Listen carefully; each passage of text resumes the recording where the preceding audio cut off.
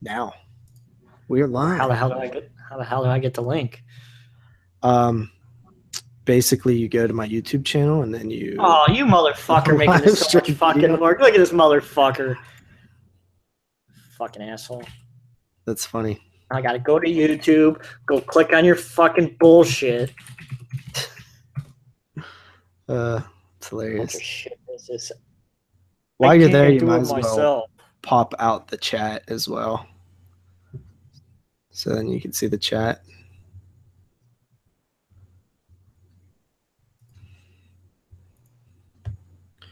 All right, and we should be good here. We already have 6 viewers. Yeah, we are good because it's good. They all fucking looking at me calling you a motherfucking bitch-ass bitch. All right, guys, what's up, Hemis? If you guys have any questions, drop them in the chat. We'll answer them. This is just sort of a live stream to, you know, not necessarily specifically for the people supporting the Patreon, but because we promised we'd do some live streams, we'd do at least one a month. You know, since we have the Patreon, and all the people who don't donate get to watch too. So free content. Basically, we were supposed to record 22 shots tonight, but Moods got really, really sick. Like he sounded. He's nothing but a pussy. Like in the text message, he made it like sound so bad. Like he was just like dead sounding, and he was like, he made it sound like this is the sickest he's ever been, or some shit. Like he actually told us to just do the show without him. He was so sick, which I think that he normally would not say that. And we were going to, but we had a little bit of a schedule change, so we might actually be able to hold off till he's a little bit better. Because who wants to do a show without Moods? Not me. Because it would just be JP talking. I'd be sitting there going, We have a question from Black Phillip. He said, did y'all see the eclipse? Yep. And JP, this motherfucker, thinks that it's just the sun and that looking at it is not a stupid thing. No, what I said was looking at it is the same as looking at the sun. Don't look at the sun. Don't look at that. You're making it sound like Jeremy's like, I can't drive home while the eclipse is happening. I ain't trying to go blind. I said I didn't want to drive home because if the fucking sun's peering right in my fucking windshield when I'm driving, lucky my luck is I'll be fucking looking right at it, and I ain't fucking losing my eyesight. It's the same as if you were looking right at the sun. Ass. No, if I look at the sun for 20 seconds right now, I would not go blind. What? I don't know about you, but looking directly at the sun is a bad idea. So yeah, we did check out the eclipse. It wasn't like that great. Like I wasn't like mind blown. like these people were traveling from other countries to see it and stuff, and I was just like, yeah, it was kind of neat, I guess. It got a little dark. It looked like it was like I don't know, like 7 p.m., 8 p.m. Huh? Yeah, it was like that here too. Okay. You weren't in like the line of totality or whatever the fuck. Yeah, no, we weren't. We were about like 80%, I think, from what I read. But apparently the 2024 one that's gonna happen will actually be like in that line a little bit north of me. So that's pretty cool. Casey Barron asks, hello, what are your thoughts on Ash versus Evil Dead? Jeremy, have you seen it? Season 2 comes out tomorrow. I'll be picking that up because I want to watch the rest, and I was just waiting for the Blu-ray to come out. Yeah, I watched the first season. Yeah, I picked it up on Black Friday last year, and I watched it. I don't really think of Ash as that kind of a character. I thought he was a little bit over the top in the TV, a little too over the top in the TV show compared to what he was in the movies. Like I thought of like his character got turned to like an 11 when his character was like a 9 in the movies. It's definitely more Army of Darkness Ash instead of like Evil Dead 1 Ash. I would have liked to see maybe a more Evil Dead 2 Ash where it was still grounded a little bit and things were still scary. I did an entire podcast on the first season. It's actually on my YouTube channel or on Horror. Did you make it through the whole season? Yeah, we did. Yeah, we made it through the whole first season. Unfortunately, like Kyle kind of fell off the stopped planet of doing the YouTube earth. a little bit, so we didn't continue to do it into season 2. And Nobody honestly, likes it anyway. I really didn't feel like it that much anyway, because I didn't like the show that much. I thought it was just okay. I get why people like it, because the people who like it seem to really love that Evil Dead universe, and they really love to like revel in like the comedy and stuff. It's just not what I like about Evil Dead. I like more Evil Dead 1 and the remake than Evil Dead 2 and Army of Darkness. Yeah. Black Phillip says, "Get well soon, Moods." That he will, hopefully. Because if he dies, that would suck. I don't know what we would do. Well, we definitely wouldn't get 10 out of 10 Derek to join the crew, that's for sure. Because everything would be in the Hall of Fame at that point. So we would probably have to be like, "Hey, can we have your YouTube channel at least so that we can still get all of the views that we get?" Speaking of 10 out of 10 Derek, here's that mofo right now. Retro Horror says, which I believe is not Andy. Retro Slasher is Andy. Retro Horror is another person. "I finally watched Tremors 1 through 4. I know JP likes Tremors. I have Tremors 5 DVR. Any thoughts on Tremors 5? Well, we actually covered the entire Tremors franchise back in episode 80 something. I love that franchise. It's one of my favorite franchises. It actually made my top 10 favorite franchise. I like all 5 films. I think 1 and 2. 1 is amazing. I gave it a 10 out of 10. I love Tremors 1. Tremors 2 is a very solid sequel. Considering the budget drop off, they did a really good job. Tremors 3 still fun, but more TV movie feel. And Tremors 4 I like as well, but again, another step down. Tremors 5 brought it up a little bit, and I'm looking forward to Tremors 6. Jeremy, do you like the Tremors films? Haven't seen any of them. Dude. Even Dave Z liked them all. And yeah, he's not a big fan of franchises or stuff that isn't really horror, not horror that much. I need to pick up that box set.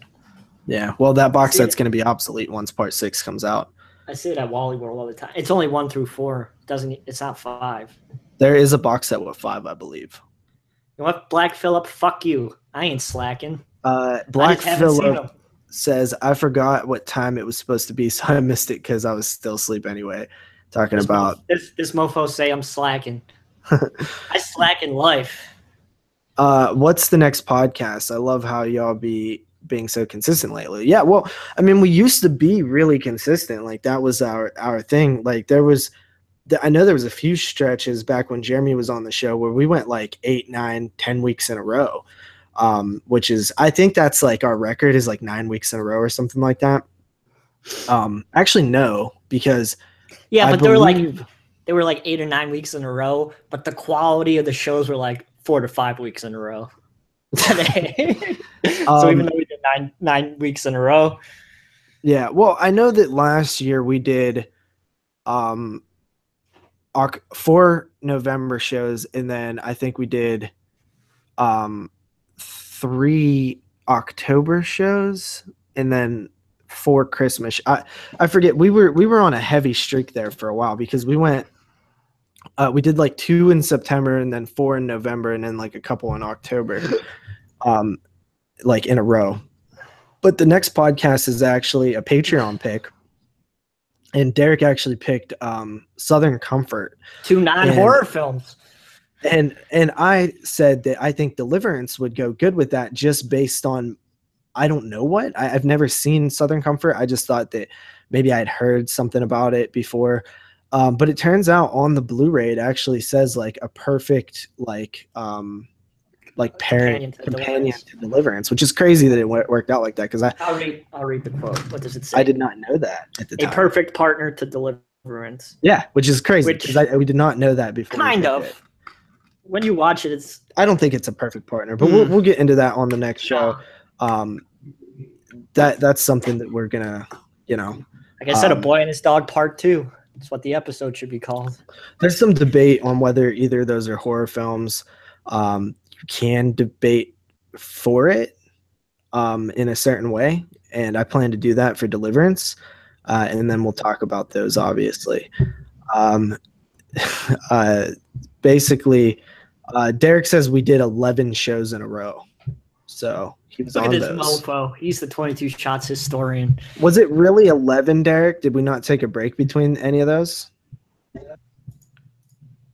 Black Phillip says, when I start working again, I'll get to on the Patreon. Thanks, homie. That's awesome. No rush, you know. We appreciate anybody who donates, but definitely if you're not able to, no hard feelings. There's plenty of other ways you can help the show. You can share it. You can like the videos, download the podcast, click play on YouTube, hit like, stuff like that. That all helps, man. It definitely does. I scored that shit like 4 years ago. I rock it in my videos all the time. My Gutterball shirt. Oh, that goddamn mask. Like if you watch my shitty YouTube videos, you'll see me wearing it all the time. So yeah, nobody watches those. And Black Phillip, please do not pick a Scattish film. I would really appreciate it. No Scattish films. Derek says we did 9 in a row. We did take a break in between for the year-end prep. Gotcha. That's right. But yeah, we are trying to hit about 2 to 3 shows every month for sure. 4 definitely in November, 4 in October, and then at least 1 in December. Should we announce my pick for November? Sure. So those of you who don't know, we didn't announce it, but we can now. Week 1 of Italian month for November will be Dario Argento, and it'll be the 3rd Dario Argento, so Dario Argento 3. He's the only returnee this year. Last year we had Fulci and Argento returning, but this is the only returnee, and the films are Deep Red, Tenebrae, and Phenomenon. Phenomena. I just call it Phenomena if you watch my video. So those are the 3 for Argento. The next week will be Moods, and that's his pick. I picked Argento, by the way, and he has not announced his yet. And then the week after that will be Jeremy's picks, which are I'll be doing it. Andrea Bianchi. See, I even had a fucking, so I don't fuck up his name, I freaking broke it down so I didn't sound like a retard. But we're doing still did. No, that was pretty good. If you go to fucking pronouncemyname.com and type it in, I'll say it right, you fucking bitch. But we're doing What the Peeper Saw, Strip Nude for Your Killer, and Burial Ground. You did double check to make sure those are all Italian films, right? Correct. All right. And then Sam picked. Do you know who Sam picked? He was the one that picked the Patreon films. We had a special on Patreon. I think it was $30, and you get to pick one of the directors and the 3 films that they are that we're going to be covering, and also you get 2 bonus what we watched credits. So Sam really made out with that $30. Do you know what those films are, Jeremy? I remember. Oh, fuck. Wait. You bought them, didn't you? I bought the Shameless one. The one that doesn't have a Region 1 release, but I didn't buy the other. Derek, one of them's released by Arrow, and one of them's released by. I give a shit about Italian month. What Happened to Solange is one of them. Kathy, right, or something like that. I will find it. What have you done to your daughter? We suck. That's all right. I don't give a shit. Everybody knows I already suck. So the director of that is, let me see here. The director is Massimo. Yo, fucking bitching about me. And yeah. And the other one is, fuck, dude, this guy's filmography is all in Italian.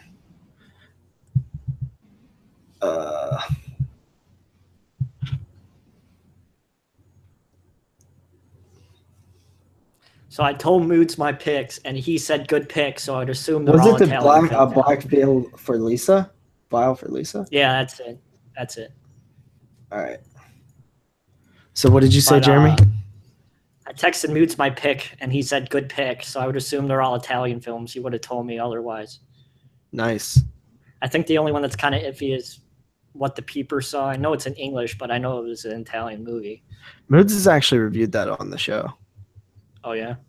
Oh, yeah. Now he's going to review another one. Review it again. So basically, Moods did not finalize his picks yet. We think we know where he's leaning. He thinks he knows where he's leaning, but he doesn't know for sure yet. Do y'all think 2017 horrors will be better than 2016 horrors? That's from Black Phillip. Well, personally, I know Jeremy didn't do the show last year, so I don't think he saw a ton of 2016. But I was a little bit underwhelmed compared to like the guys like Exploding Heads and stuff like that. I thought 2015 was stronger than 2016, and I actually think that my top 10 this year is getting close to being better than last year. But I will say this. Negative Andy's in the chat. Negative Andy. Let's give it a round of applause for that. That's Skinhead Andy, by the way. Oh, it's Skinhead Andy. Yeah. So I think that my list this year could end up being stronger than last year in terms of pure top 10, but I think the outliers like 15 to 30 might be weaker than 2016. So we'll see where it goes. There's still, I think that this from pretty much from September on is like where you get the strongest amount of films. Like we still have It coming out. I know that Jeremy doesn't care, but I'm excited to see Happy Death Day. We have the new Child's Play. I did not say that, you fucking asshole. I just said it was PG-13. Doesn't mean I'm not going to see it. We have the new Child's Play coming out. We have the new Chainsaw coming out. Polaroid. There's a couple of other films that are on the way. That Jeepers Creepers 3. It has a release date. It does have a release date. Yeah, so we'll see if that release date sticks. But that's the current release date. I feel like it's the last Friday in September, right? Yeah, something like that. So yeah, you guys that are just joining us, if you want to leave any comments in the chat, we will answer questions. Or if you just want to throw out topics, we can talk about a few things for you guys.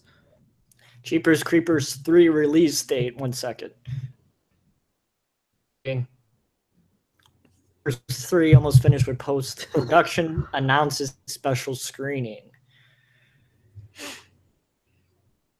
Interesting. Isn't that the company that did Ghostbusters? I mean, not Ghostbusters, fucking Teenage Mutant Ninja Turtles. Anybody who watches this video after the fact, like not live, because I know I usually get a couple hundred views afterwards. If you're curious what we're talking about in terms of the Patreon, it's basically a way for people to influence the films we talk about on the show, the 22 Shots of Moods and Horror. That is, if you're curious, there's a link in the description of this video that'll take you to the Patreon. And Jeremy's actually given away 2 copies of, or 2 Blu-rays for anybody who enlists in August, and after your payment goes through in September, we'll pick a random winner. Are you doing both to one person, Jeremy? Yeah, both to one person. Okay, and they're actually really good releases. So you have Dario Argento's Phenomena from Synapse, and also Creepers and the Creeping Something, which is like a documentary on the Creepers film. And basically, those are what I guarantee you, those are like $20 each right now, right? They're close. Yeah. So that's a huge prize in my opinion. Like, so I would love to win that.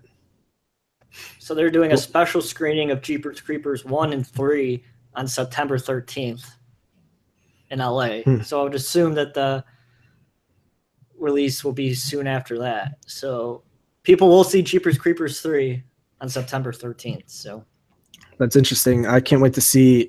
Even though I don't look into these as much as maybe Jeremy, I'm curious to see what the reviews say, because you could kind of get a vibe for a film, even if, you know, like for example, like the Bye Bye Man got shit on, and I liked it. Fuck that movie, Bye Bye Man. Another film that got shit on was It Comes at Night, and I love that. It didn't necessarily get shit on by critics as much as it did fans, which is very rare. That's usually the opposite, right? So I don't 100% put stock into reviews, but I am curious to see what people say initially, because then I have a gauge of like, okay, well, if everybody's saying it's good, then I should at least enjoy something about it. You know what I mean? So like with Annabelle, like that movie got a bunch of good reviews, and I'm like, I expect to like it now. Whether I will or not, I don't know. Derek asked, did you see The Void? I have. Have you seen it, Jeremy? Yeah. Yeah, it's what'd you think? It's pretty good. I like the beginning of it more than the monster parts at the end, but I enjoyed it. I thought it was good. I just didn't think it was great. Like, people were saying that it's like the best horror film of the year. I had it around a 7, honestly. Moods loved it. I have a feeling this is going to be like top 5 for him for the end of the year. So we'll have to see where that goes. But I didn't love it as much as most people. Black Phillip says they need to release a trailer for Jeepers Creepers. I disagree, homie. Let's not even release a trailer. Let's just go in. I don't watch trailers. We're going to do a mini shots, right? If we both get it. Hell, we might even do a fucking full episode at this point. We almost did one today. No, Moods ain't gonna get that mofo. Maybe we just do like episode 12.5. It's gonna be fucking hard to get here as it is. Like, I think it's gonna be like only at AMC's. Yeah, I do got an AMC that's near me. It's like 35 minutes away. It's like my favorite theater. I didn't even know about it until like last year. But they do a bunch of fun stuff. I just seen the miss there. Anybody getting the Arrow Romero box set? I don't know, man. I want it. I want the Arrow Romero box set. What about you, Jeremy? Don't say you want it, because you know you're going to get it for free, so it really doesn't mean jack. You don't know that. They didn't send out the Scarlet box. You're gonna okay. I bought one. That's a different kind of a box set than this. This is just going to be your typical Arrow. What are you doing? Getting fucking a wiener up your poop shooter? I mean, he did just die, dude. You know what I mean? Like that they might think they'll sell all 2,000 of them or 5,000 or whatever without any. Well, I think Wish Upon is like a different kind of story, because from what I read on Bloody Disgusting, like Wish Upon is supposed to have some pretty gnarly stuff in it, and it's unrated in the unrated. What's Wish Upon? That's that movie with the box that only made like $6 million that we had. That was in Box Office Brawl. Oh, yeah. I told you that I wanted to see that. Yeah, but I like read about it that like the R-rated, the unrated cut that's going to be on the Blu-ray. Like, the movie was supposed to be rated R, and they shot some pretty gnarly stuff, but the studios made them cut it so it would get a PG-13. What, is somebody looking out the window or something? Yeah, there's a car outside. I was just trying to see who it was. Go get your shotgun and shoot him like in fucking Bye Bye Man and have no blood splatter out. I don't even know how to say it.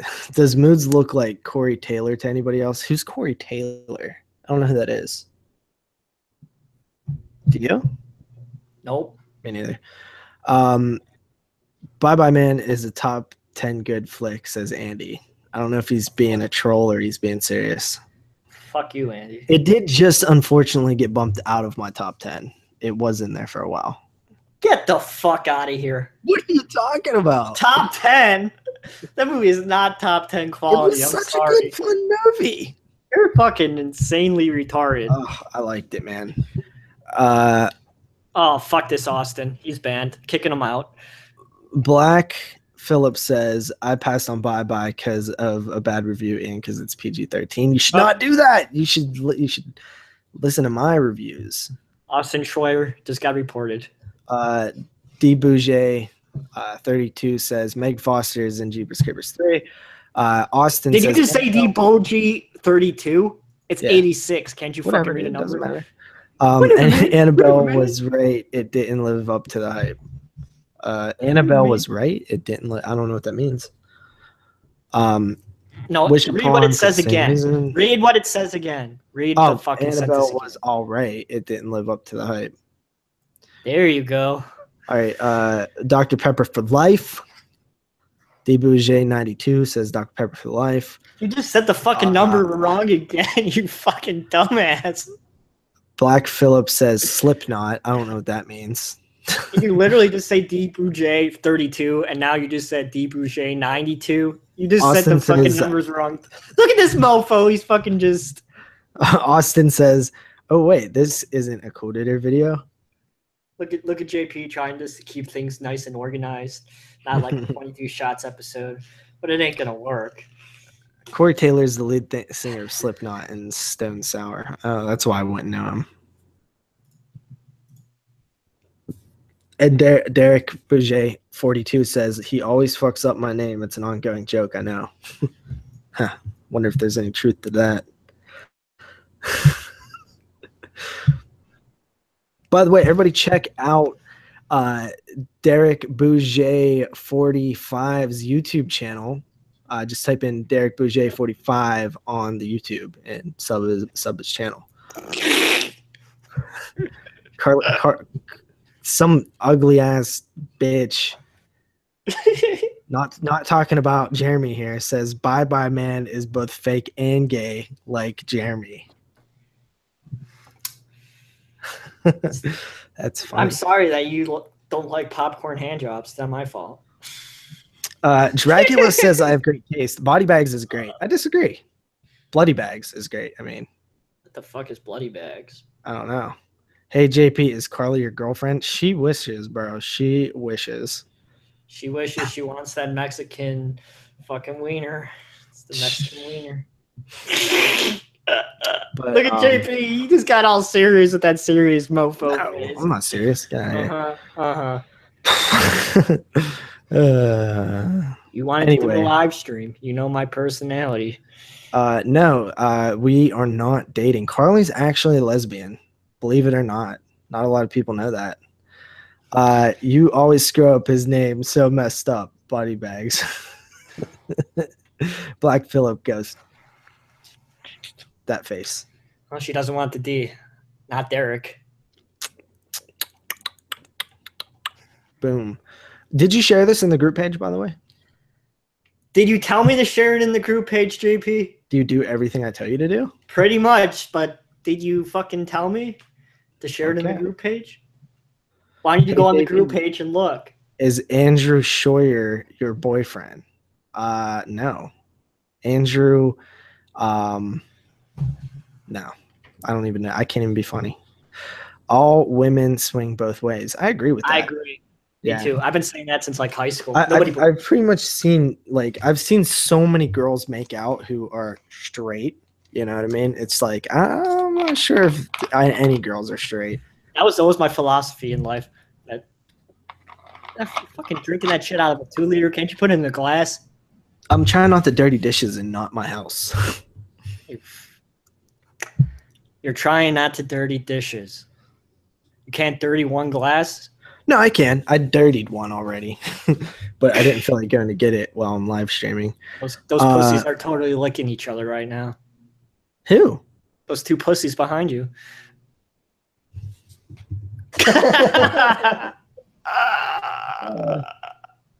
That's Hurley and Sydney. I had to, since we're talking about lesbians. Yeah. It was just too. Where'd Carly go? Did I scare her away? Scissors for days. So I want to go. We're actually going to see. I don't know. I know we want to do an It show. It was funny. I posted in. We have this chat, Jeremy, for guests for 22 shots. So many fucking chats I'm not in. I'm not in this chat. I'm not in this chat. I'm not in no fucking chats. Carly says, I like men, but JP isn't one. Ugh. Yes, I make the cut. Fuck you, JP. Yes. You make the cut? She says she likes men, but you aren't one. So that must mean I'm one. So okay. Yeah, that's right. So basically, we have this chat where it's like a couple people, like Andrew's in there, Derek's in there, like Dave, Brandon, like people who have like guested on the show before are in there, and then like a couple people who haven't. And basically, if we ever need a guest, we just post in that chat, hey, this is the show. We're recording here this day, this time. These are the movies. And then if anybody can make it, we do that. We do that. Like, that's how we got guests for the Super Psycho Sweet 16 show. And okay, and where was I going with this? The story? Yeah, what's the point of this story? We basically I was telling Dave what shows we had planned because I was trying to get Dave on a certain show coming up. And, well, to be fair, I was going to ask him if he would do it, and then I was going to ask you guys if you were cool with it. But this motherfucker, once again, trying to brainwash people just like he wanted me to do that one dude for Italian month. You should have done that one dude for Italian month. And you fucking pick him. I already picked Argento. So fuck Argento then, and you pick this dude. I want to do Argento again. Come on. So stop your bitching. Okay, so anyway, I was like, we're doing this show, and he was like, man, y'all are doing all the franchise shows. It's funny. Like he's like, you guys ain't leaving anything for anybody else. He said something like that. I just thought it was funny, but he was only joking, you know. But because we do have so many big shows planned, like the Chainsaw, Saw, like any new movie that's coming out, like we're kind of covering it. And I was telling Jeremy we should do it original versus remake, and he's down. But the only problem that we're having is me and Carly are going to this all night drive-in event. It's like a 2-day thing, and it ends Sunday morning. So I would have to drive all the way back home, or Carly would have to drive all the way back home.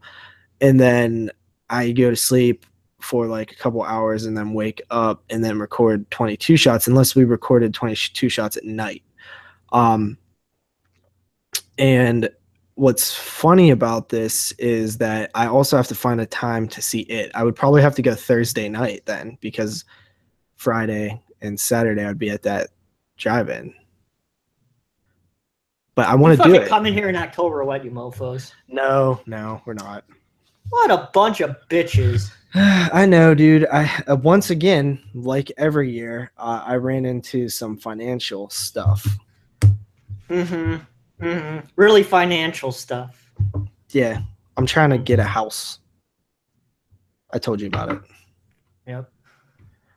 Retro Horror says guys don't become grown men until like 45-ish. It's true. I still feel like a kid. Carly says sup, Derek, because Derek and Carly quit flirting. She wants his D, no pun intended. Chilling like a villain. Y'all should do a podcast for best of part 2s in horror. Yeah, we could probably do that at some point. Like, never. That's what the Patreon is for. When you want us to do something that we don't have on the horizon, then you basically make us do it, and we enjoy it. Except for unless you have a scatty type. Scattish. Sorry. Black Phillip, Derek Bouget says, I reviewed a film from that dude. What dude? Have Carly guest star Netflix and chill crossover. Yeah, you know what's funny is Luis once left us a voicemail who said, you guys need to have a fucking chick on. And like, we just never have. So maybe we could have Carly on one time. Well, see, the real reason we never had a chick on is because Jeremy's scared of them. So no, I'm scared of having co-hosts. I fucking hate having other people on our show. Fuck that shit. It's not that bad, dude. It's like once you get used to it, you've done one before, right? 2. One with that stupid fucker Kyle on Children of the Corn, and Jack Frost, which happened to be some of our best moments ever. Was on that Children of the Corn show, because Kyle doesn't talk anyway. It's just us 3, and every once in a while he says something completely adds nothing to the conversation. I'm pretty sure he says like at least 45 times in that episode. Exactly why I hate having co-hosts. It would have been exactly the same without. No, dude, come on. We had that great moment at the end where where you got all mad? Come on, that's one of the funniest moments ever. All mad about what? I don't. I don't remember. What did you say? I was like, and nobody's listening, and you're like, oh, come on, JP, Oh yeah, you never let me. You never let me. When I'm doing the outro. That shit was funny. Carly says, yes, I'm only here in hopes of scoring all the D's available.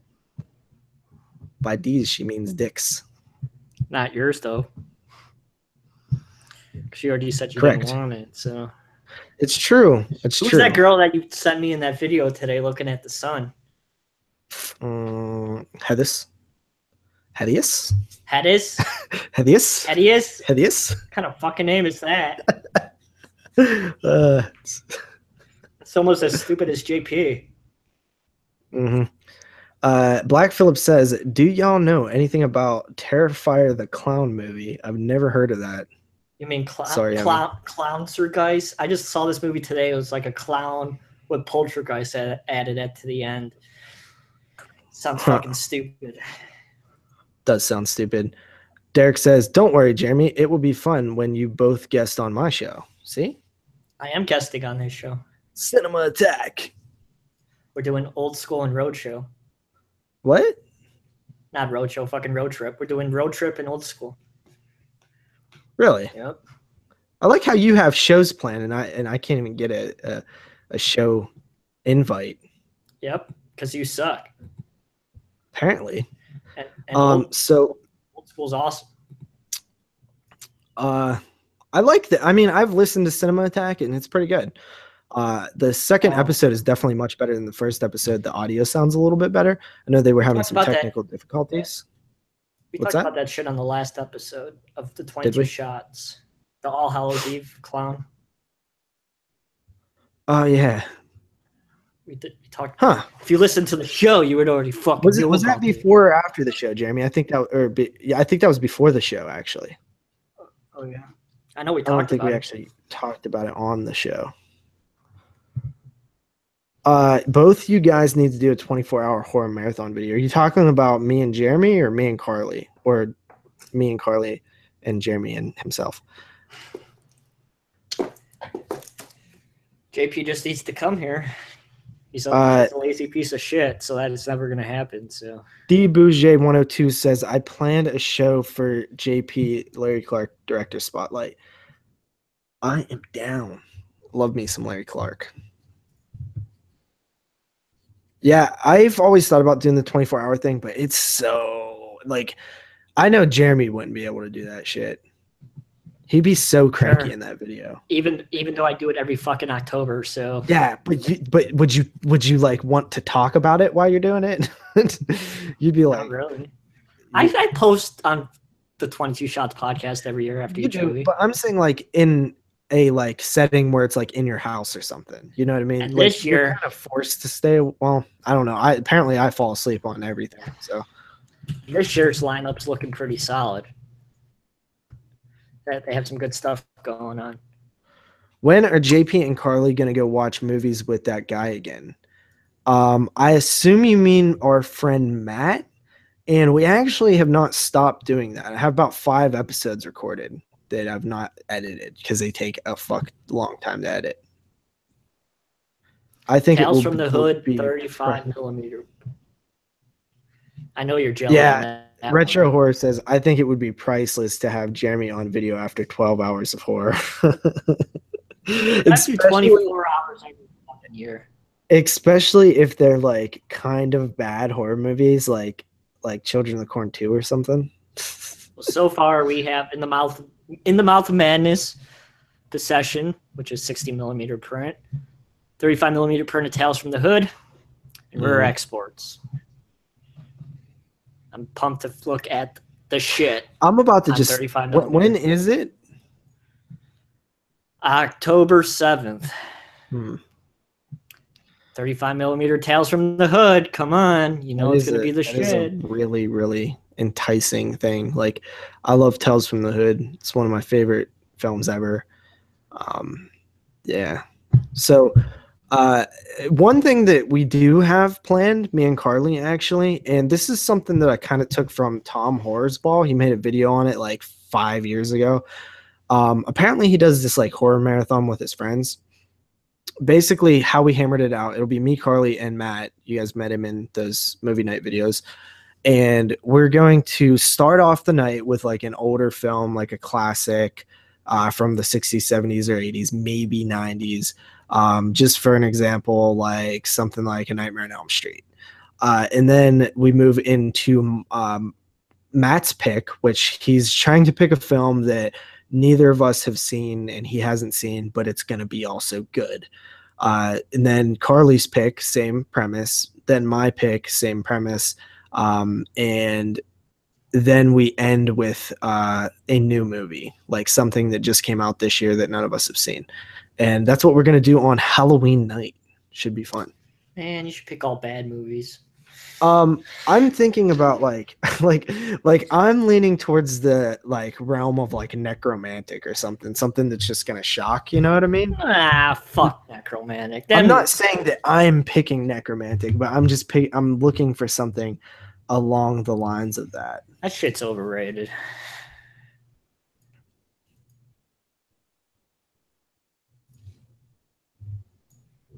Come on, JP. What? What are you doing now? I have a text message. Hold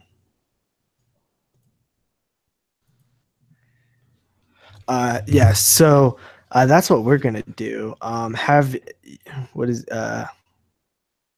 Black Phillip says, have y'all saw Bloody Freddy and Jason and the Hood GTA 5 videos? No. That sounds crazy though.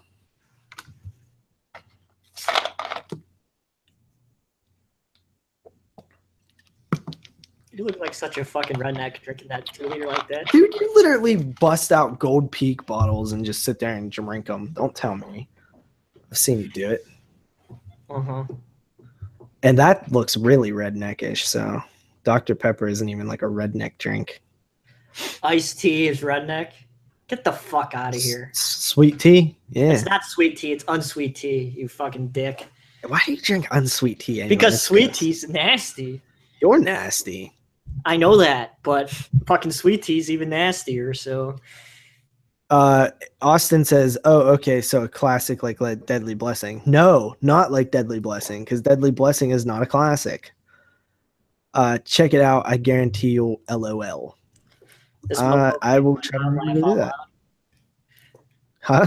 This motherfucker can't type out laugh out loud. He has to write LOL. And who else? Oh, yeah, fucking Derek, fucking Larry Clark, LC.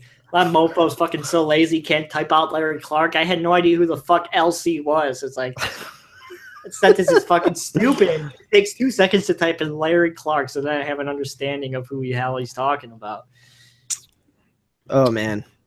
Fucking Derek. Jeremy's always busting balls. Classic for me is Universal or Hammer Horror. Dude, you know what, man? I am still completely burned out on Universal horror films from when I did the 31 days. Like, I do not want to see another Mummy movie forever. But you did 2 months ago. I did. So that's just a retarded statement. I did. And after watching that Mummy movie, I really don't want to see another Mummy movie forever. Like, I would rather watch the only Mummy movies that sound interesting to me right now are the Brendan Fraser ones. Like, that would be a breath of fresh air, because those old classic Mummy movies suck, dude. They're not good. Like, the first one's decent, but the other ones are all run together. Like people talk about the Friday the 13th sequels, like they're all the same. Like, no, dude, those movies are the same movie. Like, they practically feel exactly the same. I wish somebody from Patreon would fucking choose this movie for us to do for a feature review. Yeah, it's not bad. I haven't seen it since it came out, and I really don't want to watch it again. But I've seen it one time. It's amazing, but I've only seen it one time, and I don't want to watch it again. Yeah, I don't have any reason to go back and watch it again. But if it was a Patreon pick, I would watch it again. Yeah, I have seen the 1922 Nosferatu. I've not seen The Hunchback of Notre Dame with Lon Chaney, though. I never saw that before. That's a good thing. Why? I mean, it's a great movie. It's just fucked up. What? Hunchback? Girl Next Door. He's talking about Girl Next Door. I thought you were talking about Hunchback. Oh, yeah, Black Phillip. Girl Next Door, in my opinion, is the most disturbing movie I've seen. Yeah, me too. And Moods, too. I think Moods agrees with that, too. And you've seen some... Yeah, Moods has seen pretty much what all the disturbing shit out there. Like, I've seen some messed up stuff, too. Like, I've seen the August Underground film. I've seen...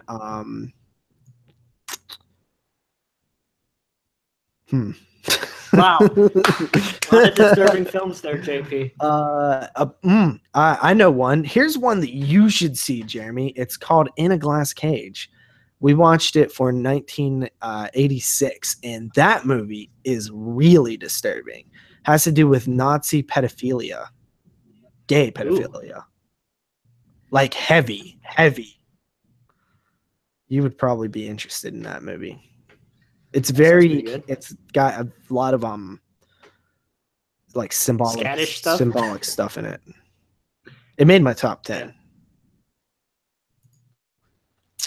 Is Benny's video disturbing? Who's Benny? Benny. Oh, I've seen Martyrs, also disturbing. Cult Epics released it? Yeah. Actually, they released it when we got screeners, too. I don't know why neither of us got that one. And it's in the Hall of Fame, Jeremy. Oh, yeah? Yep. It made the Hall. I don't really like watching Holocaust movies. I don't really like them that much. It's true. Like, I've seen Schindler's List 1 once, and I'll probably never watch it again. There's a Schindler's List 2? Yeah. I love Louis C.K.'s joke about Schindler's List when he's talking about that there must be like 50 tapes out there of little girls pointing and going, "Goodbye, Jews," because there was one part in that movie where there's little girls like saying, "Goodbye, Jews."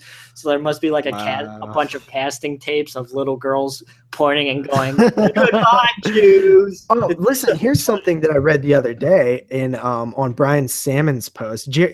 Andy, you're still in here. You're a conspiracy theorist. Did you know that there are people out there who think the Holocaust is fake? Yes, JP, that's like a pretty big thing. You make it seem like nobody's ever heard about that before. Like, Holocaust deniers are like everywhere. What does that even mean? Well, there's a lot of Holocaust deniers, bro. That it was fake. Like the Holocaust. Yeah, no, it's retarded. Like World War II didn't happen. Like this whole Nazi Jew killing thing. The Diary of Anne Frank was just a story that somebody made up that on some fake thing that never happened. Like, I don't even understand how you can argue that. I know. But they do. It's insane. It is insanity. Like I understand like the flat world and like stuff like that, like some of the so even Andy, king of the conspiracies, doesn't believe it either. Doesn't believe the Holocaust existed, or doesn't believe that? I assume he doesn't believe that it's fake. He doesn't believe that it's fake. Okay. Why it happened is a bigger conspiracy. Well, I don't even know really why it happened, other than I guess Hitler didn't like Jews. Well, nobody likes Jews, so... Shit, I don't even like Jews, and I'm a Jew. Bobby Fischer, the greatest chess player of all time, argued the Holocaust was trumped up. I assume that means... Is that going to be a new term, trumped up? I assume that means like blown out of proportion or something. Fake news. I don't fucking... What does Bobby Fischer know? He knows how to play chess. It doesn't make you smarter than everybody else. Just means you're really good at chess.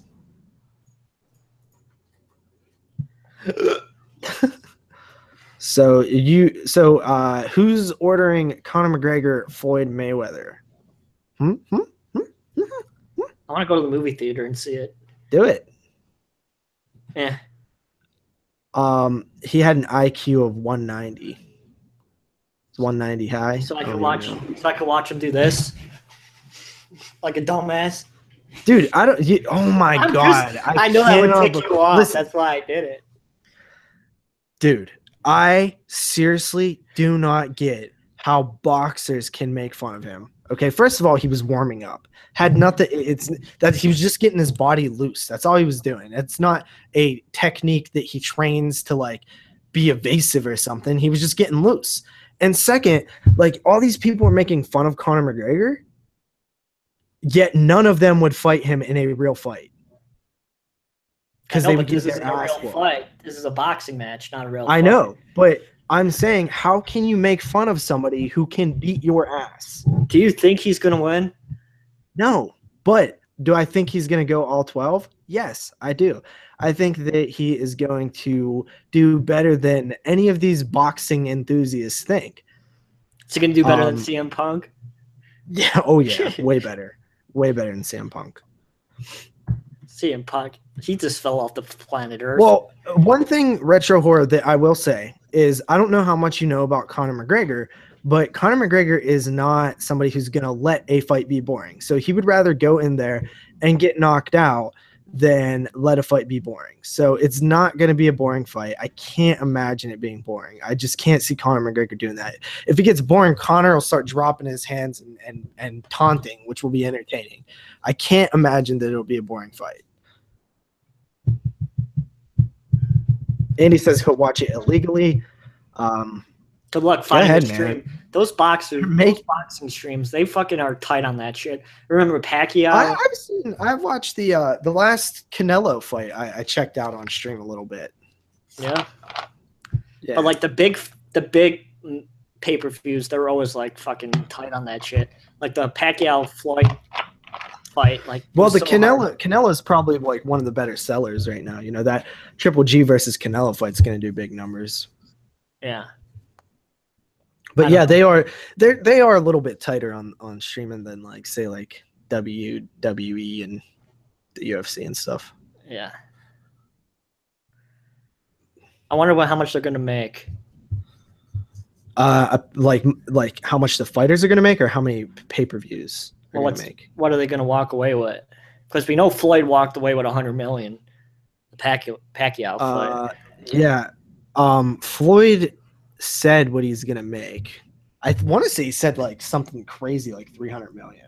No, it ain't gonna be no 300 million. If Floyd only made 100 for the Pacquiao fight, and that was like a big ass. This fight's bigger. I'm telling you, this is gonna be a bigger fight. You don't think? I don't know. It just doesn't have the buzz like the Pacquiao fight had.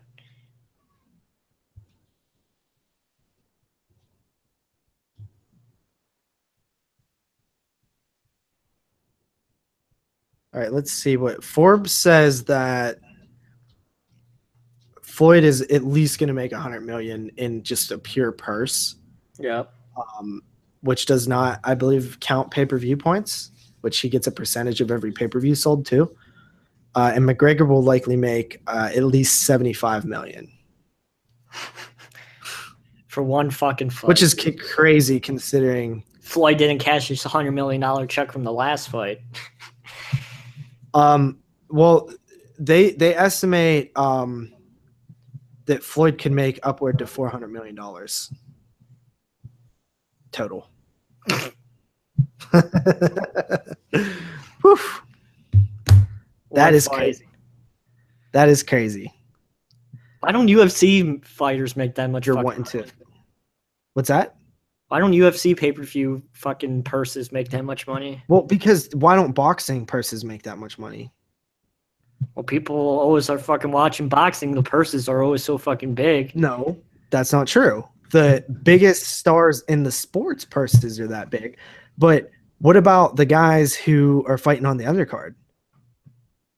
Their purses aren't that big. Look it up. Theirs aren't. Boxing is a single person like type of sport. Like there are these amazing fights that they put together from these huge stars like Floyd Mayweather. But if you look at the landscape of boxing, the guys who are on the come up, the guys who are, like 15-2 or something, they're not making this big money at all. Everybody wants to say boxers make more money, but if you're inside the UFC and you're fighting, I believe on the last card, I believe Daniel Cormier made like 500,000, even in a loss. And he wasn't even the highest paid fighter. You know what I mean? So like, if you look at it as a whole, MMA and the UFC specifically pay a lot of money, like all the way down the card. Now, boxing has also been around over 100 more years than the UFC. The UFC is barely 25 years old at this point. And every year they make more and more money. Like Conor McGregor is the first fighter to make like 10 million in a fight, right? Like that's huge for the UFC. Like the most before that was GSP with like 2 million or 3 million or something like that. So it is going up, but at the same time, there are also different rules in boxing. There's the Muhammad Ali Act, which prevents promoters from taking a certain amount of money. That act does not exist in the UFC. The UFC makes a lot of the money that the fighters bring in. He says Dana White takes all the money. Dana White makes all the money. Dana White makes all the money. 3 different people said that. Alexis Texas is making the money. Fucking 100. Hell yeah, does Wheel of Fortune. That's one expensive pay-per-view, bro. Boxing is more independent, multi-promoters. UFC controls the fights. To an extent, Andy, not really. Like the UFC does control a high majority of the business, but there are other promoters who do well too, like Bellator. And before Bellator, there was the WEC, which did really well, Strikeforce, which did really well, and Pride, they actually did better than the UFC for a long time until they shot themselves in the foot. Pride had all the better fighters at one point. If you look back into when Fedor Emelianenko was running through the UFC or through Pride. You guys won't pay her after you see Bloodlust Zombies. That movie fucking sucks. That movie's horrible. Pride was killing it back then. They had the better fighters. But I will say this, the UFC and MMA in general is constantly getting better. If you look 10 years ago, people were making like $2,300 to show and 23 to win or something. Now the lowest paid fighter is like 11 to show and 11 to win or something like that. Nick Diaz did not come from Pride. He fought in Pride. But I believe he fought in the UFC before he fought in Pride, if my memory serves correctly. He had a long career in Strikeforce. That's where the Diaz name really got rolling, was in Strikeforce when he fought Paul Daly. That's one of his best fights. My favorite fight of his, one of my favorite fights ever, was the Paul Daly fight. So yeah, Nick Diaz is more from Strikeforce, kind of, but I mean, he fought in the UFC before. Is this the fucking MMA cast or what? I don't know fucking shit about this shit. So what's the point of me being here? Yeah. Okay, we can change topics. Somebody give us a topic to talk about. Talk about Alexis Bliss. She could hold my kendo stick too. Who's Alexis Bliss? She's in the WWE. She's this hot ass. Do you want to talk about WWE? No, because I haven't watched it in like this whole year because it's horrible. It's true. What's that? It's horrible? Andy will say the same thing. This shit sucks. Why? What do you got? What are they doing? Just everything about it. The matches are a lot of the time shit. Storylines are shit. Since Punk left, everything is shit. It's true. Well, Punk wants to take another UFC fight. Well, when's that going to happen? I don't know. It seems like he's fell off the planet Earth. Like, he was on The Challenge. MTV's The Challenge. I thought he got kicked out already. Oh, it's been over. Yeah, he didn't win or anything, but he did good. He won one elimination. But it's like everybody's like, I haven't heard his name in a long time. Did you guys watch Annabelle Creation? Jeremy said he's going tomorrow. I'm going tomorrow. I have not seen it. I haven't seen the first Annabelle, so I want to see that before I see Annabelle Creation. At this point, I might just wait for DVD, honestly. WWE blows hard right now. Fucking bullshit, Austin says. Austin actually watches real sports, so I'm surprised he likes WWE. I watch real sports. Yeah, but you're faking gay, so. What does gay have to do with anything? I can see you saying I'm fake. What does gay have to do with anything? What do you mean? WWE's faking gay. Haven't you looked at our poll? After crunching the numbers, I've determined that most people think it's faking gay. But what does gay have to do with it? It makes no sense. It's faking gay. What are you talking about? Faking gay. So does that mean gay people are fake? No, it means that sport is fake and also gay. What's gay about it? They ain't fucking pulling each other's tights down in the middle of the ring and putting their dicks in their asses, are they? So what's gay about it? Dude, I didn't invent the rules of faking gay. So are you faking gay? I think so. So let's put a poll on it. No.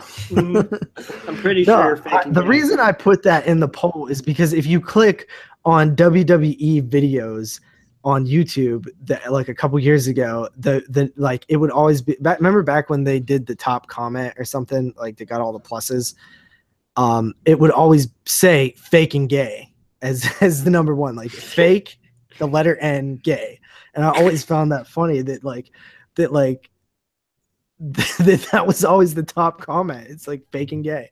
So I thought it would be funny to throw that in the poll. So I'm just trolling, essentially.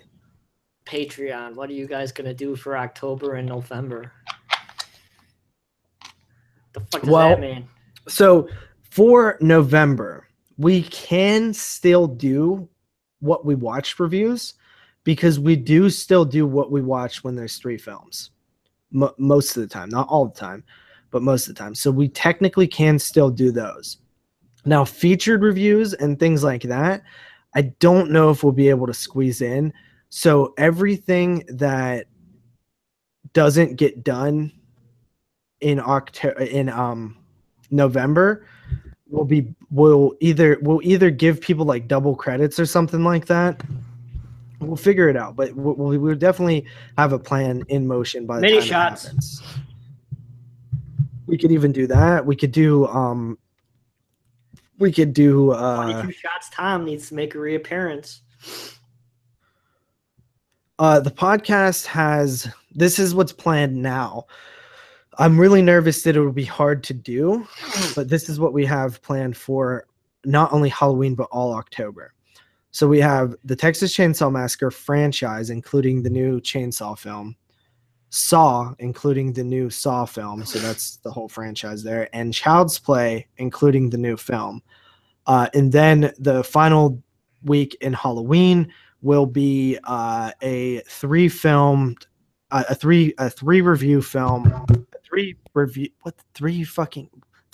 review.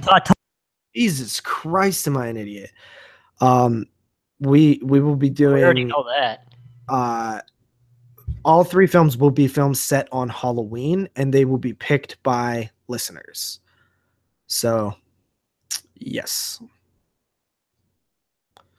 That's what we're doing for Halloween. It should be quite epic, honestly. Honestly, it should.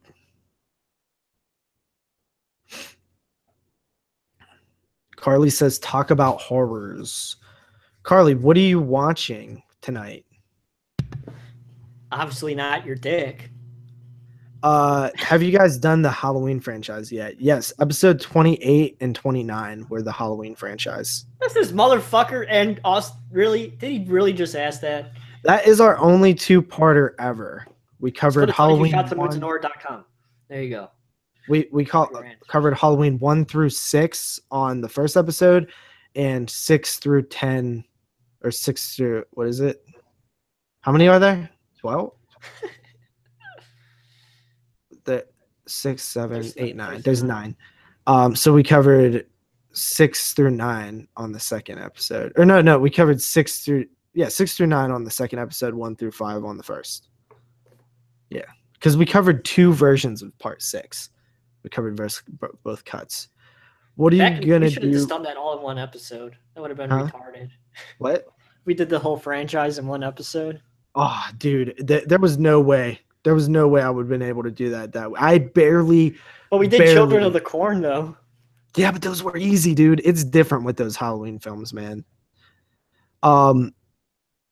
Hack-A-Lantern for the win. JP doesn't quit early like last year. He's talking about my 31 Days of Horror, of course. I quit every year, by the way, but I do finish it eventually.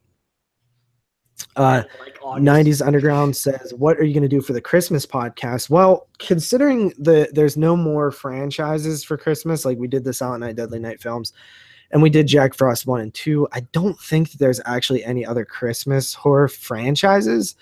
So what we're going to do is what we did last year, where we will do Viewer's Choice Christmas Edition 2017. So last year for Halloween and Christmas, we both those episodes were Viewer's Choice, where the listeners picked 3 films that were set on Halloween.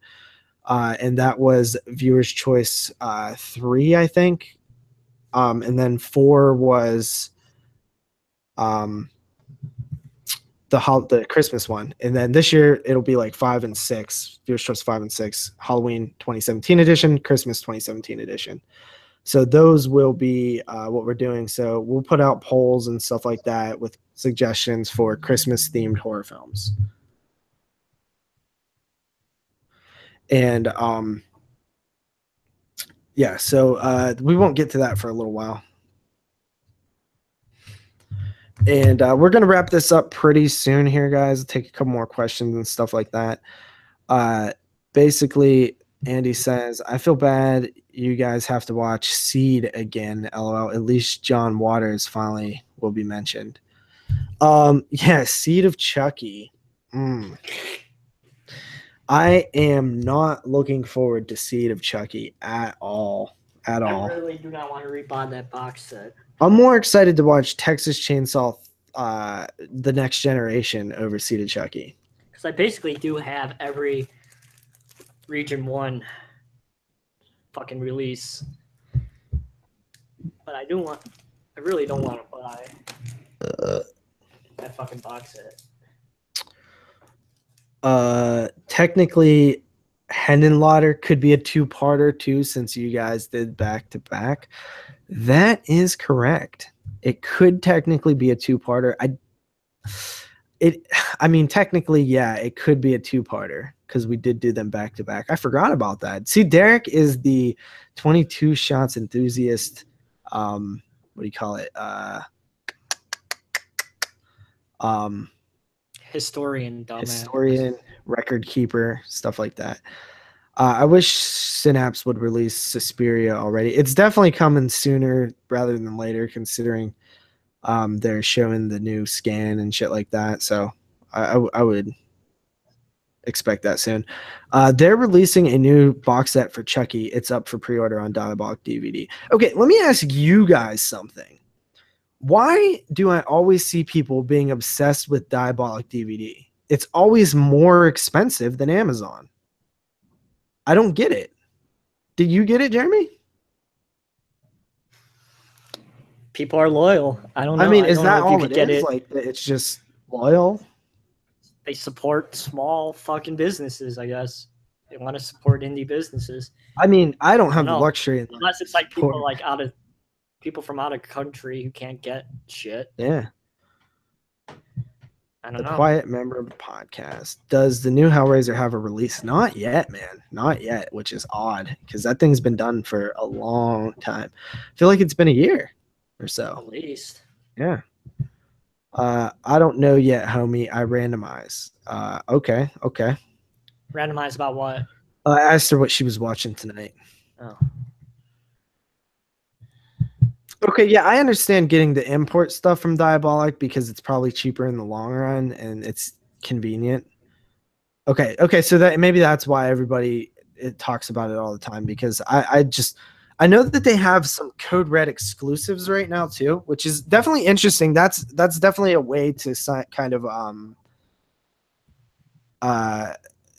make your company stand out a little bit and make people shop at your place because, you know, you got something that nobody else has, which is pretty cool. Pretty cool. I know on the what was it? Bloody Knuckles Blu-ray, there's a cool little feature on there about Diabolic where they, yeah, that was neat, man. I'd like to see more of that stuff. Yeah, that's a cool feature, right? Yeah, I agree.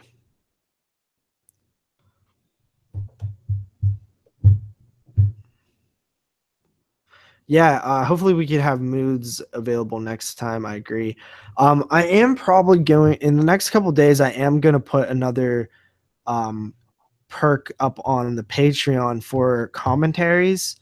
I haven't decided, or we haven't decided on a price point exactly yet. But basically, how it would work is you would get to pick. You're basically buying a commentary, and it will be released to everybody. And there will be both an audio version and a video version if you own the film. You have to agree to already own the film. That's going to fuck up some... I don't know about that. What? What? You don't know about what? People aren't going to follow that rule. Well, that's the rule, so they're agreeing to it by watching the commentary. There will be a thing that says that you agree to it, so... If you don't agree, if you lie, that's on your own. On your channel, I ain't getting my fucking channel. I ain't putting it on my channel. Are you crazy? I'm putting it on Horophilia like the Skeleton Crew does. All their video commentaries are up there. All right. Pick Children of the Corn 2. Everybody knows. Okay, so that's what I was going to say. Basically, whoever purchases it will be buying a commentary for everybody, essentially, because it will be released to everybody, because I don't like exclusivity type shit. And basically, the only stipulation is you must pick a film that we have covered on the podcast before as a featured review. So something that preferably all three of us have seen, like Children of the Corn 2, or Halloween, or Silent Night, Deadly Night Part 4. Probably the badder the better. Yep. It would be funnier. I agree. I just think it's a good site to find horror movies. That's what Lucas Tout says for Diabolic. Andy says, support the little guy. Fuck Amazon. I would love to support the little guy if it costs the same or even just like 50 cents more. But when you're talking like $3 more, I can't do it. I still say Slumber Party Massacre. Well, Andy, that's your choice. I mean, if you stick to what Patreon you have now, you could actually pick that for a September show. So, yeah, that's on you, homie. Cat Chaser 1 says, what's up, guys? How you doing today? We're actually just going to be getting out of here in a couple minutes, but thanks for checking it out. You can actually go back via DVR style and check out the video if you want to. Lucas Tout says, watch Son of Godzilla, laugh at that. I'm not really a big fan of Godzilla, homie. I'm just not. Hey, Chaser, if you follow the 22 Shots of Moots and Horror Facebook page, you will notice that we have a huge discussion on the 12th movie in the Fresh Drawn series. Technically not the 12th movie. It's the 12th release. 12th okay. Fuck you, JP, and your fucking correctness. I actually am very happy about this release because it is an uncut version of a film. So to me, that means a lot, especially from what I've heard, which is that it's actually a lot of uncut footage. It's not just a couple seconds like waxwork, which was cool. And to this day, I think their best release is Return of the Living Dead 3, which has the new uncut version, which is actually way more gory. So I'm very happy about that release, but Jeremy isn't quite as happy as I am. I mean, he thinks it's a sucky release. I didn't say that. I just said that it's just you could get it anywhere. I mean, you can't get the uncut version anywhere, but you can still get the movie for dirt cheap. Like Vestron hasn't released anything like Rumpelstiltskin or anything like amazing that's been hard to get for a while. They've released everything that's pretty much readily available. Yeah, I mean, because most of them are in that 12-pack. Yeah, I mean, you're pretty much what have they released? Nothing that is hard to get. You're correct. A lot of films that they have released are first-time Blu-rays. I think all of them, right? Yep. All of them. So, I mean, that's cool. I'm mostly curious to see what happens after they exhaust the 12-pack, the 8-pack, plus the 6-pack, because they're getting close to it, right? Like the only film that had a Blu-ray release was The Gate. That's right. But they're getting close to finishing up that pack. I believe the only thing they have left. The Gate on Blu-ray. Huh? No, The Gate didn't have a Blu-ray release. Yeah, it did. No, it didn't. Lionsgate had it on Blu-ray, I thought. No. You sure? Yeah, pretty sure. Oh, okay. So I guess The Gate wasn't on Blu-ray then. But yeah, I think that Blood Diner did not have a US Blu-ray, Andy. I don't know about a foreign Blu-ray. Had a German release. So after they run out of the like 6-pack films, I think Ghoulies 3, 976 Evil 2 are two that could be released. But it doesn't seem like they're kind of going back and forth, because for this newest release is Slaughter High, which was in that pack. The release before that was Warlock, which was not in that pack. The release before that was The Unholy, which was in that pack, and the release before that was Wishmaster, which was not in that pack, right? Yep. So you think they're going back and forth right now? Who knows? Yeah, I don't know. I'm still happy with the release. I don't like Slaughter High. I think it's pretty shitty, actually. JP, have you saw Devil's Candy yet? No, that's one that's on my list. It's on Netflix right now. Maybe me and Carly will do a Netflix and chill episode on it, because we haven't recorded that podcast in a while. Andy, you do not have. Andy thinks that he has insider information. He's like, yeah, I called that release. Like, he's pretending like he has like some sort of inside sources, and he doesn't. He does not. He doesn't. Jeremy, did you hear me? He doesn't. Yep. Jeremy's getting cranky, guys, because he's hungry. I ain't getting cranky because I'm hungry. What do you want to talk about? Have you seen The Devil's Candy? Yep, I saw The Devil's Candy 2 years ago in 2015 during my 24-hour horror marathon that I go to every year. They had the Chicago premiere of the film. I loved it. It was my favorite movie of that year. So I can't have it on this list because I had it on my other list, even though JP is a fucker and doesn't think so. You can't have it on this list because you never published a list back then. Dumb fuck. Oh, fuck you. All right, here's what Austin said to Jeremy. He said, y'all need to have me and Andy on the Paranormal Activity franchise so we can teach Jeremy the difference between a bad film and Paranormal Activity. Sorry, Dave C's already on it, so it doesn't really matter what you think. So, sorry. Allegedly. We don't know if that's a for sure thing because Dave is more busy nowadays and stuff like that. What do you guys think of Danny McBride making Halloween? I think it's going to kick ass. I've said this on the podcast. I think it's going to be great. I think that I love what he's saying about it. I love his attitude towards it. I think a lot of idiots out there are thinking, oh, he makes comedies and stuff, so he can't do horror. And I think that's only, and I think he's aware of that. He's aware that people feel that way. So I think he's going to even focus more on it, and I think it's going to be good. That's my prediction. Derek says The Unnameable and Dark Side of the Moon coming out on Blu-ray. Hell yeah. Andy says Paranormal Activity is great, but part 2 is better. I disagree. Part 1 is better. Chaser says that would be cool if Maximum Overdrive gets a US Blu-ray release from Vestron. I think that would be cool. I really don't like that film that much either, though.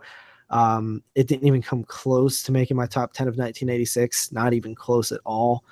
Black Phillip says Kenny Powers. Andy says, I've done a slasher show, retro slasher for nothing. I don't know what that means. Me neither. Jeremy, you know what sucks is we're just about to end, yet we're hitting our biggest numbers. We've had 18 and 19 viewers. Is that how many we have right now? Minutes. We have 17 right now. 17. 17 people are watching us say stupid shit. That's amazing. Yeah, it is. Just having you read what people are saying without fucking. How long have we been on? How long have we been doing this? I don't know. Have you guys heard the soundtrack for the new Halloween? I don't think that's for the new Halloween, homie. He never did a slasher show on the podcast. I said never. Okay, so do your Patreon, pick Slumber Party Massacre, and come on. Sounds good to me. No, he has to pay double to come on. Nah. We've kind of toyed with the idea of putting a perk that allows people to guest, but we kind of went against it because we just don't want to put anybody on the show. Like, we have to feel like they can hang with us at least semi. So like people who've previously been on the show can do the show with us and other podcasters, but we're kind of limiting it to that unless somebody like for example, Rob from Georgia, never been on the show, but we have sample size of his emails and his YouTube videos, and I think that he can hang. What do you think, Jeremy? Sure. Rob from Georgia is a good guy. He always says like the nicest fucking shit. Always. He always has positive things to say about the show. I like Rob from Georgia. Top 5 once on Blu-ray. Blair Witch 2. Elves. From the Clown House, which will never happen, but I agree. Fright Night 2, so everybody could shut the fuck up. And I'll say, what's another one that I want on Blu-ray? The Keep. The Keep, yeah, there you go. Boom. Which was close from Kino. Yeah, isn't that crazy? Fuck, man. That's crazy, man. That movie's never gonna come out. I know. It will. You said that. You said the same shit about Evil Ed. Well, the laser disc over there, so it really doesn't matter. Got the laser disc on my wall. The only one that I believe you is Clown House. I believe that it will never come out. I actually did buy Intruder and Street Trash. Street Trash is awesome. Carly says, we can Netflix and chill with it as long as it ain't like We Be the Flesh. Carly did not like We Are the Flesh.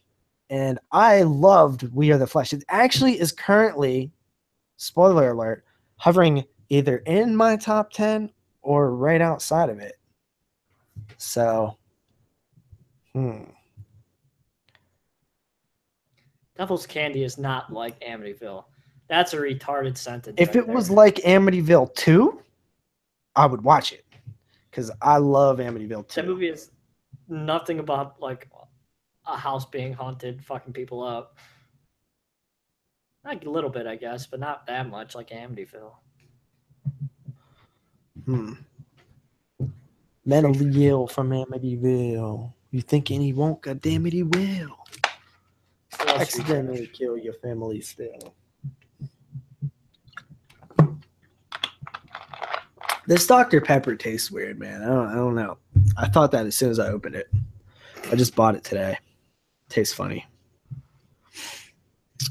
So I guess we can call it a night. This was fun. Try to do it again. Me and Jeremy will definitely be able to do it most of the time.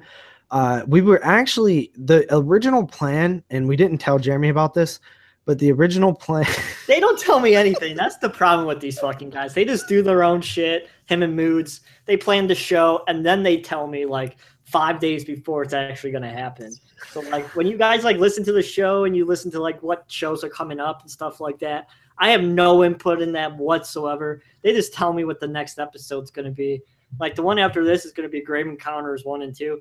They didn't tell me jack shit. Listen, he picked those films. But like fucking after that, you're like, I didn't even know we are gonna do half the shit half the time. So what's this another thing that I have? You know what idea else he picked? The show before this show. I know. Actually, did you pick House on Sorority Row? No, that was Moods. Moods. You picked the show before that show. I know. So what do you want to tell me? I'm saying you picked most of the shows. So you were gonna tell me or what? What? What you and Moods are talking about that you didn't tell me. So basically, we were going to do a live stream Wednesday night. That was when we was going to do it. Moods was going to join us too, but now we moved the podcast to Wednesday night. So I figured, we probably not going to be able to do that. Moods is sick right now, so let's do this live stream show right now, and then we can, Well, couldn't be Thursday. I'm going to see motherfucking Green Day. Are you? That's cool. I like Green Day. Wrigley Field, bro. That's awesome. Too bad you weren't going to see Linkin Park. Wouldn't have mattered anyway. Too soon? No. You know me. I would have said the day after. I don't give a shit. Grave Encounters, great show. Derek says, when are you guys going to leave an email for Cinema Attack? I don't leave emails, bro. I could give you a voice clip. And look at this motherfucker. I had my Fangoria all ready to go. All ready to go for today.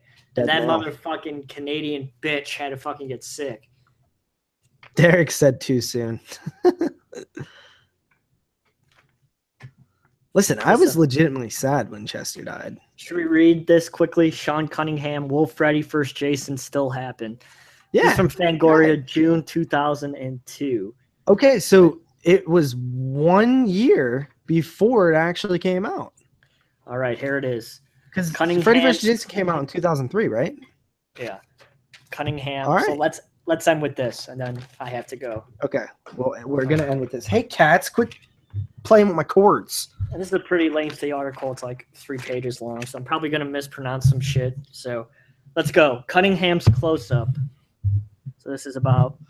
It's the afternoon of Monday, March 25th, the day following the longest Oscar broadcast in history, and producer and director, my best friend, Sean S. Cunningham, is both tired and positive. His state of mind has nothing to do with the Academy Awards, though. Despite the fact that he's deep into a short, intensive pre-production period for an upcoming made-for-cable movie, Cunningham's first for the Sci-Fi Channel, he's excited by the news that Guillermo del Toro's Blade 2 has knocked off Ice Age in its box office throne and slayed the reissue of E.T. to deliver a knockout $32.5 million opening weekend. Jason X is opening on April 26th, and the trailer's playing with several movies, including Resident Evil and Blade 2. He said audiences are loving the trailer and we're guardedly optimistic about opening on 1,600 screens, although that's subject to change, and we think we have a good chance of doing some really great business. Cunningham has every reason to be buoyant. Ooh, that's a funny word. Not only is Jason X finally about to open after a year-long delay caused by executive changes at its distributor New Line, but he's about to head back up to Canada, where Jason X was shot, to lens the aforementioned Sci-Fi Channel movie Devil's Pass. Then there is possibility that Freddy vs. Jason may finally go before the cameras this fall. Also, a final cut of his shot-on-video thriller Extreme Close-Up XCV is now ready to screen for distributors, and MGM is preparing to release a special edition DVD of Last House on the Left.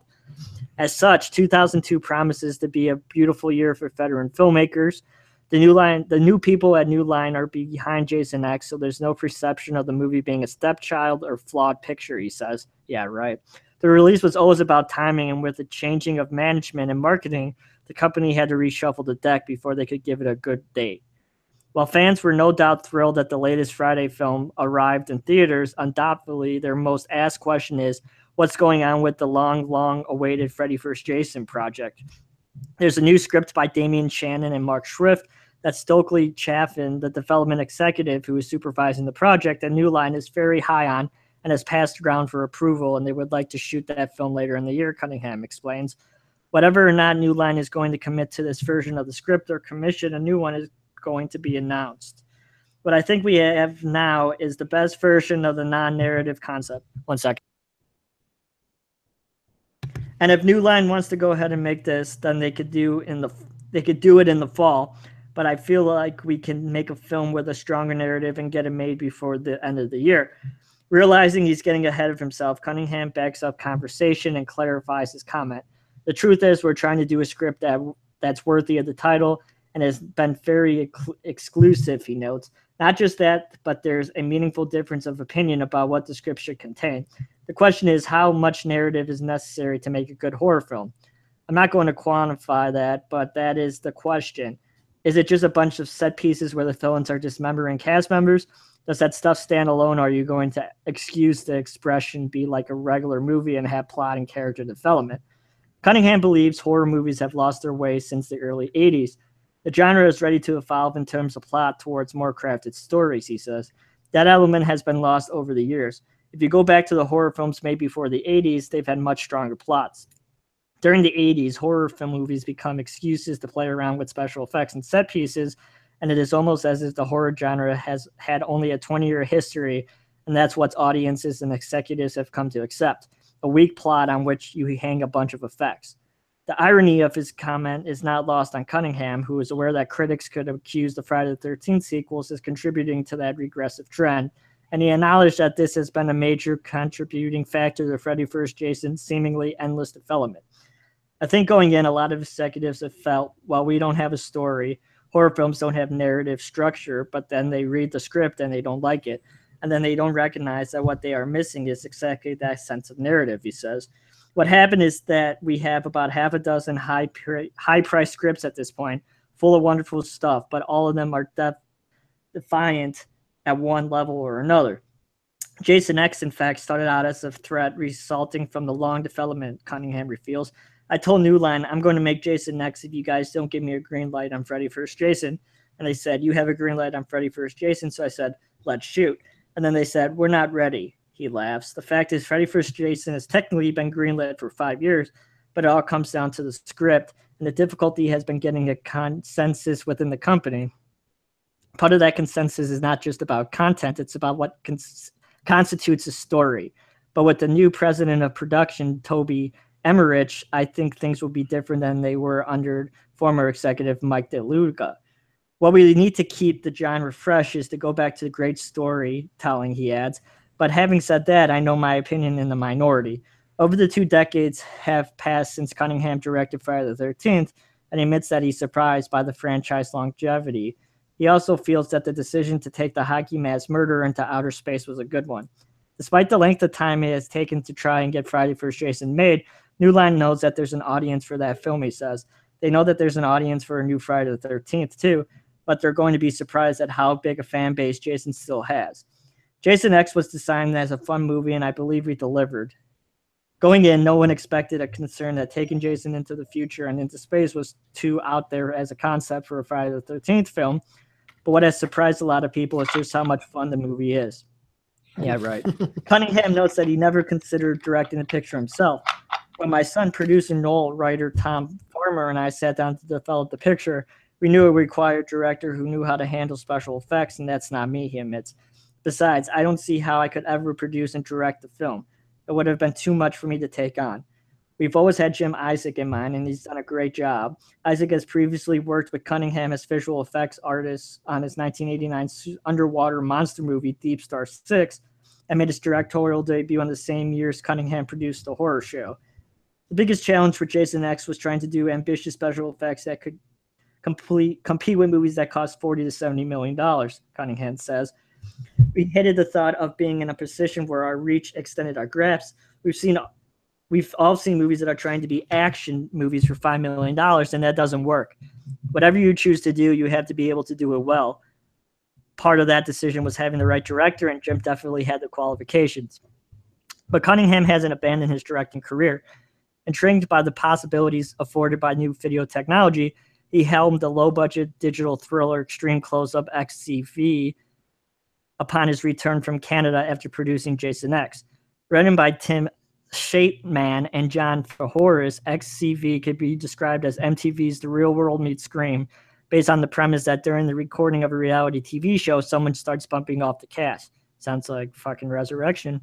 Shot gorillas die over 27 days. XCU is an old-fashioned whodunit, which avoids the self-conscious postmodernism of Scream series. And Friday the 13th fans will cringe, as skew gore in favor of suspense. Although the premise may sound similar to Daniel McMahon's recent Series 7, in which participants in a Survivor-like show must murder each other to win the prize. Oh, that sounds pretty cool.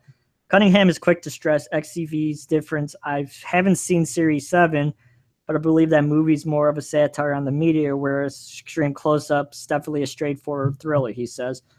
With a cast of relatively unknowns, including Roseanne Sarah Chalk and the Forsaken A.G. Buckley, plus a cameo by the Hitcher C. Thomas Howell, the decision to shoot the movie on a digital video had as much to do with the thematic and stylistic concerns as financial ones, Cunningham adds. It's about a TV show that's shot on video, so the digital medium made perfect sense for this project. Cunningham put up most of the budget, under $3 million himself, and says no decisions have been made regarding whether XCV will get a theatrical release or make its debut on the small screen. That will be dictated by the marketplace, he notes. Although it's a low-budget independent production, it's not an art film, but because it's kind of unusual, it falls between two stools. It doesn't really drink from the same glass as regular horror films, but being a whodunit with no stars is kind of weird too. According to the director, everyone who has seen the movie likes it, but no one can figure out the best place to sell it. Surprisingly, Cunningham thinks television provides the ideal medium for the picture's debut. It could work really well on an upscale cable channel. It's a story about television, and it belongs on television. What attracted Cunningham to XCU was both the script itself and the idea of exploring the potential of digital video. I was very interested in the techniques of the storytelling, he explains, not just learning about digital movie making, but dramatically, I really liked the interrogation of the docudrama, using the techniques of documentary filmmaking and the way the script bent those techniques around and turned them inside out of a dramatic purpose. It provided to be fun to find out what I could do with this, how far I could go with that technique. Basically, I just found the idea fascinating. Cunningham also admits that after his last outing as director 12 years ago on Deep Star 6, which involved spending days Chad in a wetsuit filmmaking in water tanks and large special effects, he wanted to make a small movie. And I've had more fun directing Extreme Close-Up than I've had in years, he says. The size of the project and the fact that I wasn't making it for a studio dealing with a big budget was great. And the people involved, no one was there to earn a big check. Everyone was there because they wanted to make it. It was like going back 20 years. But this is interesting, JP. But due to the tragic offense at Columbine, XCU was a script that nearly ended up not getting made. I was just talking about Columbine. I know. The original script by Tim Schlattman came in a couple of years before we started making the movie, and while I felt like the draft wasn't quite there, I liked it enough to want to make it happen. But then Columbine happened, and for about 9 months afterwards, there was no way any of the studios were going to touch a project where you had that teenagers, he explains. With Freddy vs. Jason continuing to stall, Cunningham and co-producer Jeff Garrett decided to make XCU themselves, only to suddenly find Jason X on the fast track and had to postpone the project until I know, right? What? I haven't even read what people are saying, so hopefully they aren't laughing at me too bad. Are they laughing at me? Uh-huh. Okay. On the fast track and had to propose the project until they took Jason into the future. Don't fucking blame me, guys. It's Fangoria. Cunningham seems to be having fun with science fiction, though, and is pleased by the prospect of returning to Canada to film Devil's Past. Peace out, Chaser. Oh, fuck you. It was originally called Invasion of Crazy Eaters in 3D, he laughed. We're quite fond of it, but there's no market for 3D movies anymore. And again, it was a script that has been sitting around for a while. Anyway, I gave it to a friend who took it to the USA Networks and Sci-Fi Channel, and they immediately came back and said they wanted to finance it. Even though they wanted to make changes because it was for television, and even though that's a world we don't really know about, Jeff and I thought it would be fun to do. And the challenge, since this is a real cheap movie, we're shooting on high-definition video, and there's no money for any major effects, is can I make this a fun movie that entertains audiences? Last two paragraphs. Originally written by Deep Star 6 scribe Lewis, with a rewrite by Robinson Young, Devil's Pass is a little allegory about paranoia, Cunningham describes, featuring a group of people trapped at an airport where many of the people turn out not to be what they seem to be, and there's an alien present that needs to be dealt with. The movie shot in a tight 18 days in April and May. It's likely to air before the year's end. Cunningham says he's expected the title to change, but has no idea what the Sci-Fi Channel has in mind. In closing, the question arises as to whether or not he'll continue to make horror movies. My goal as a filmmaker has always been to tell a good story. I did not set out to be a horror movie maker, Cunningham says. I'm interested in seeing if I could bring more narrative to bear out the genre, but we'll see. Dude, I don't know about Cunningham, but to me, I think he's one of the most overrated, like, horror people of all time. Like, he hasn't done much. Like, he directed Friday the 13th, but let's be honest, like, anybody could have done that. Like, do you think so? Like, I mean, like, yeah, as a producer, he's not bad, but let's not forget, he's the one that in Jason Goes to Hell told the director and the writer, I don't care what you have to do, get that damn hockey mask off him. Yeah. Like, come on, bro. Cool. So what did he say? Well, he said he's making a new movie and that, I don't know, it really hasn't had anything about Freddy vs. Jason. Like, I know, that's what I was like wondering. It was like 5 years and a script's been passing around, but he made Jason X before Freddy vs. Jason. And I guess they're still working on a script. I guess that's what I got out of it. It was pretty much just promoting his new movie XCU or whatever. I don't know. I didn't really talk about Jason X either. What a bunch of false advertisement. I know. Look, it has fucking Jason, like everything, but it just talks about the whole movie. Literally, the movie came out the next year. I know. That's all they got. I don't know. Hell, we had an It trailer at the same time. That fucking took me a long time to read that shit. Yeah, nobody made fun of you though. Look at George. R.I.P. No Sean Cunningham, though. Deep Star 6 Leviathan show? Possibly. All right, I gotta go. Hey, I like Jason Goes to Hell, so I don't give a fuck. Yeah, we're going to go, guys. Thank you for joining us. We will do another one of these in September, possibly even 2, maybe with all 3 of us. So peace out. Hope you guys enjoyed, and later. Later.